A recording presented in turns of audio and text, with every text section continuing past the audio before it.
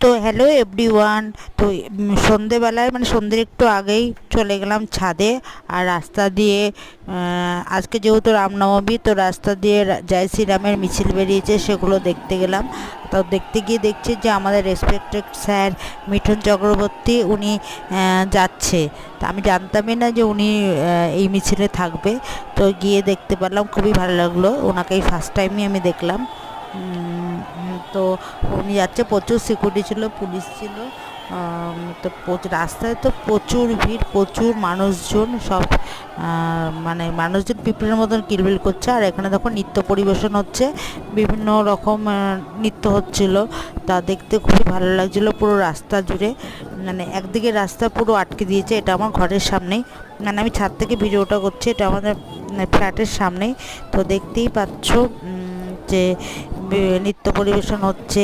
তারপরে আবার এটা হচ্ছে আর এক রকমের আইটেম, মানে আর এক রকমের প্রোগ্রাম হচ্ছে। আর তারপরে তো মানুষের তো কিলবিল দেখো, তোমরা দেখতেই পাচ্ছ।